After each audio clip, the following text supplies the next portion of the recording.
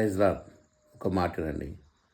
చాలామంది ఈ దినాల్లో సమాధానం లేక, మరి దుఃఖకాంతులై, నెమ్మది లేక, మరి ఆలోచనలతో అనేక రకాలుగా ఉంటున్న ప్రజలకు ప్రభువైన యేసుక్రీస్తు వారు ఈరోజు చక్కగా మాటిస్తున్నాడు.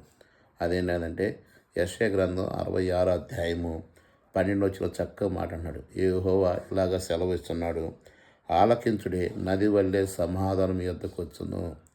నది ఎంత ప్రవాహముతో వచ్చిందో అంత ప్రవాహము నీ ఇంటి మీదకి, నీ మీదకి సమాధానం రావాలని దేవుడు ఇష్టపడుతున్నాడు. అయితే ఏం చేయాలి? పైన యేసుప్రభు మాటలు ఆలకించాలి.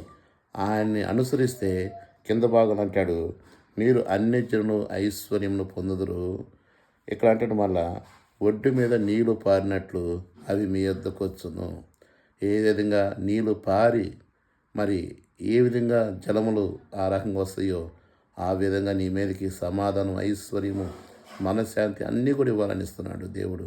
అయితే నువ్వు చేయాల్సిన ఒకే ఒక మాట, ప్రభువా నా హృదయంలోకి రా, నా పాపం క్షమించు, నిన్ను నా హృదయంలో చేర్చుకున్నాను ప్రభా, నాకు నెమ్మది అని ఒక చిన్న మాట నువ్వు చెప్పగలిగితే ఈరోజే ప్రభువైన యేసుక్రీస్తు వారు నీ ఇంటిలోకి, నీ హృదయంలోకి వస్తున్నాడు. ఆమేన్.